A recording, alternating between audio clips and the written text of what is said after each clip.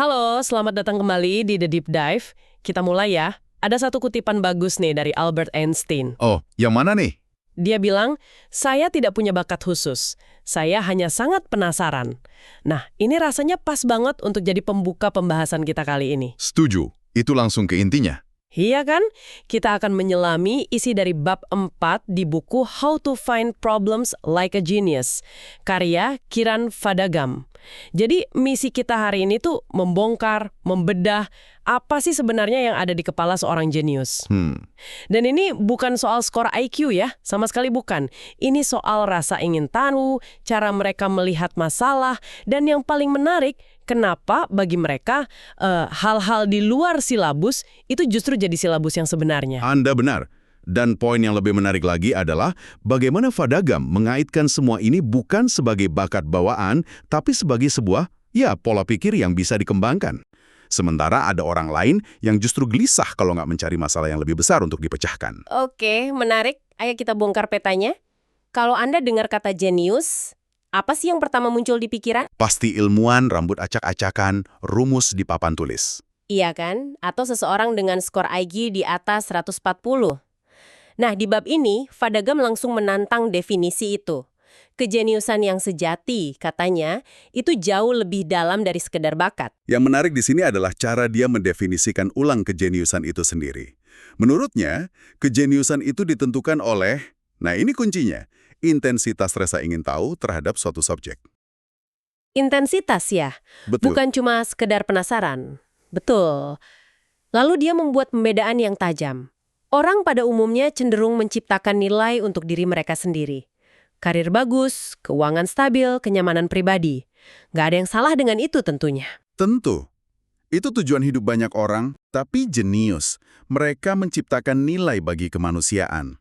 Mereka jadi terobsesi dengan satu masalah besar, dan obsesi inilah yang menarik mereka keluar dari keramaian. Keramaian yang tujuannya seringkali tanpa sadar dibentuk oleh lingkungan. Buku ini menyebutnya mode 0 atau mode default. Ini nyambung banget dengan satu ide yang menurut saya benar-benar mengubah cara pandang. Ini favorit saya dari bab ini. Bagi para jenius, di luar silabus adalah silabus yang sebenarnya. Itu statement yang kuat sekali. Kuat banget kan? Coba deh Anda renungkan sejenak. Ini artinya mereka nggak cuma jago ngerjain soal yang dikasih guru atau menyelesaikan tugas dari bos. Mereka secara sadar dan aktif berburu masalah. Berburu masalah, saya suka istilah itu. Mereka mencari pertanyaan yang bahkan belum ada jawabannya atau mungkin belum pernah ditanyakan sebelumnya. Betul sekali. Mereka adalah para penemu masalah, bukan sekedar pemecah masalah. Dan untuk memahami bagaimana kita bisa mulai bergerak ke arah sana, sumber Anda mengutip sebuah kerangka kerja yang sangat membantu dari buku The Big Leap, karya Gay Hendricks. Oke, The Big Leap. Iya, ini bisa kita gunakan sebagai cermin untuk memetakan di mana posisi kita sekarang dalam perjalanan ini. Semacam GPS untuk pengembangan diri kita ya. Jadi, ada 4 zona operasi manusia. Pertama, zona inkompetensi. Ini jelas ya, hal-hal yang kita nggak bisa atau nggak jago melakukannya. Oke, masuk akal. Lalu kedua, zona kompetensi. Ini adalah hal-hal yang kita bisa kerjakan. Ya, cukuplah, tapi sebenarnya banyak orang lain juga bisa. Mungkin ini zona sebagian besar pekerjaan kita sehari-hari. Lalu ada zona ketiga, yang ini seringkali jadi jebakan. Namanya zona keunggulan atau zone of excellence. Jebakan? Kenapa? Di sini, kita melakukan hal-hal yang kita sangat kuasai. Kita mungkin dapat banyak pujian, gaji tinggi, pengakuan. Tapi, seringkali ada perasaan hampa. Oh, Rasanya seperti, masa hidup saya cuma begini aja? Karena meskipun kita hebat di sini, ini belum tentu hal yang benar-benar kita cintai atau yang membuat kita merasa hidup. Nah, itu dia jebakannya. Terlalu nyaman di zona keunggulan. Dan akhirnya, yang jadi tujuan utama kita, zona keempat, zona jenius. Nah, itu dia. disinilah kita menggunakan bakat unik kita, kekuatan sejati kita. Bekerja di zona ini nggak terasa seperti bekerja sama sekali. Tapi pertanyaannya, kenapa pindah ke sana susah banget? Pertanyaan bagus. Karena ternyata ada semacam penjaga gerbang tak terlihat yang menahan kita. Hendricks menyebutnya masalah batas atas atau upper limit problem. Upper limit problem. Bayangkan ini seperti termostat di dalam diri kita.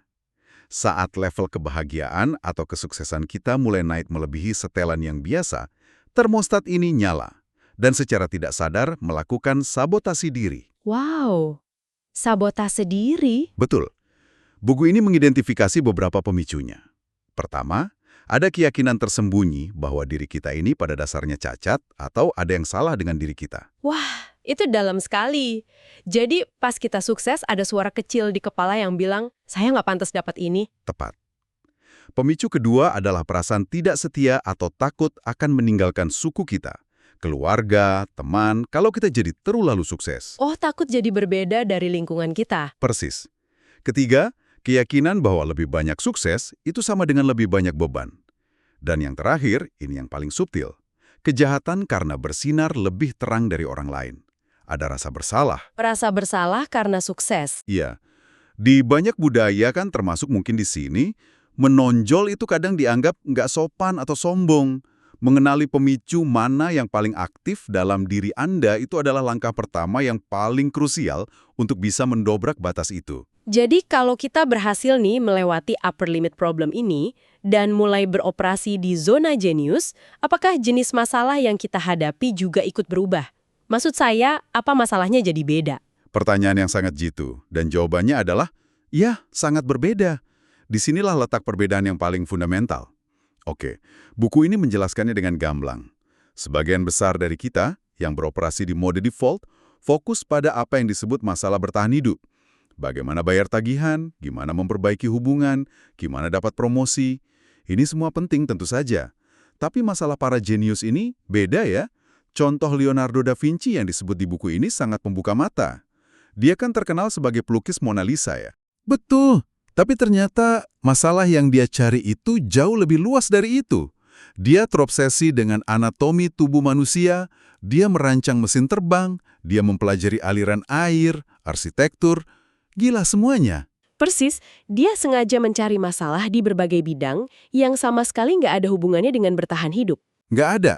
Karena menurut Fadagam, para jenius beroperasi di ranah masalah intelektual. Masalah-masalah ini tidak didorong oleh kebutuhan mendesak, tapi oleh bahan bakar yang paling murni, rasa ingin tahu. Rasa ingin tahu murni. Hasrat untuk eksplorasi dan kegembiraan penemuan. Inilah perwujudan sejati dari beroperasi di zona jenius. Mereka sudah nggak lagi terjebak dalam siklus bertahan hidup, tapi secara sadar mencari tantangan yang lebih besar. Tentu saja, perjalanan untuk mencari masalah besar seperti itu pasti nggak mulus. Saya bayangin jalannya pasti terjal dan penuh tantangan emosional. Pasti. Dan di sini, ada satu lagi konsep dari sumber Anda yang menurut saya sangat relevan dan praktis untuk siapapun. Betul, ini adalah siklus emosional perubahan yang dipinjam dari buku The 12-Week Year. Memahami siklus ini penting banget biar kita nggak nyerah di tengah jalan. Oke, ada berapa tahap? Ada 5 tahapan. Tahap pertama adalah optimisme tanpa informasi. Ini fase bulan madu. Ada punya ide baru yang brilian, Anda super semangat, semua kelihatannya mungkin, saya kenal sekali fase ini.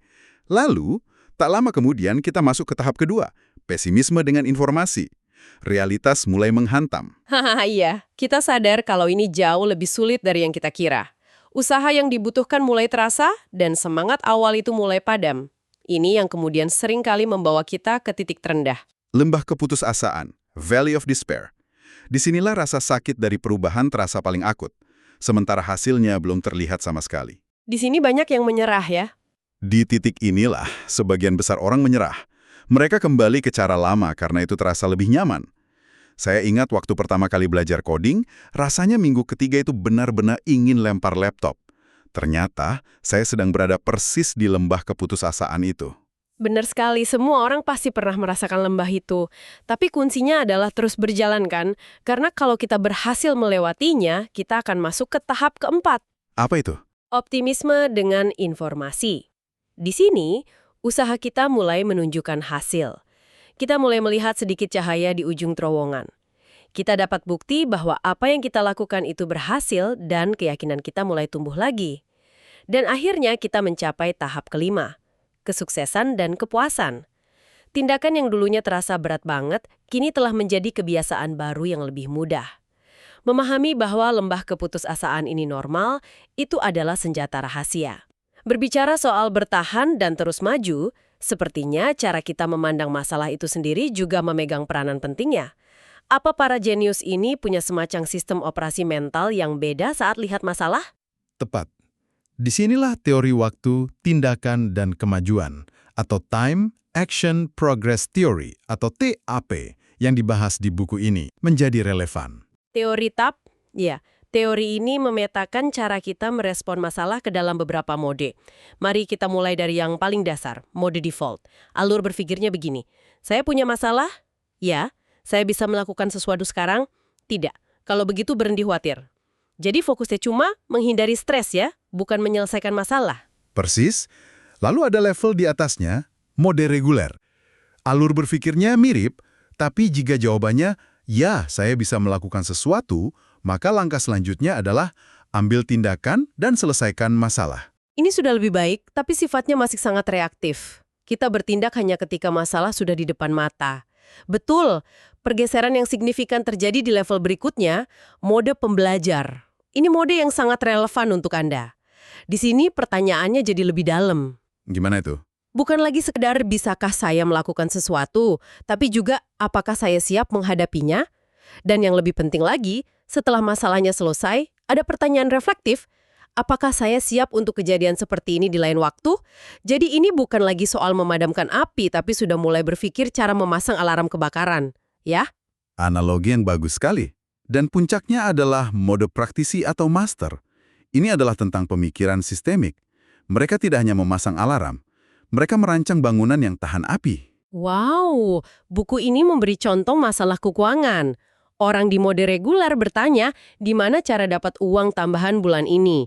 Seorang master akan bertanya, apakah sistem saya saat ini mengharuskan saya menukar waktu dengan uang?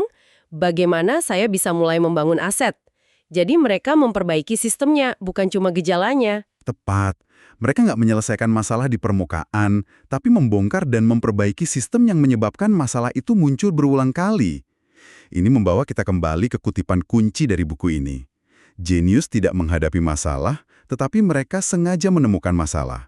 Bagi mereka, setiap masalah adalah sinyal bahwa ada sistem yang rusak yang bisa diperbaiki, dan itu adalah sebuah peluang. Sebuah peluang? Wow, oke. Jadi setelah kita membedah semua ini, apa yang bisa kita simpulkan ya? Rasanya jelas sekali bahwa pola pikir jenius ini sama sekali bukan tentang skor IQ. Bukan sama sekali. Ini lebih seperti sebuah perjalanan. Perjalanan untuk menumbuhkan rasa ingin tahu yang liar, secara sadar mencari masalah yang lebih besar, lalu memetakan di zona mana kita beroperasi, sambil sadar sepenuhnya bahwa perjalanan itu pasti akan melewati lembah keputusasaan yang dalam. Tepat sekali. Dan jika ada satu langkah praktis yang bisa langsung Anda coba dari semua yang kita bahas, mungkin inilah yang paling berdampak. Buku ini menyarankan sebuah latihan mental. Latihan seperti apa? Belajarlah untuk melihat masalah apapun yang Anda hadapi sebagai situasi yang sementara. Caranya, coba pandang semua masalah Anda seolah-olah Anda adalah orang kedua yang paling Anda kagumi di dunia. Bukan diri kita sendiri. Bukan. Tanyakan, bagaimana sosok ini akan berpikir dan bertindak jika menghadapi situasi yang sama. Latihan sederhana ini menciptakan jarak. Jarak emosional ya? Betul.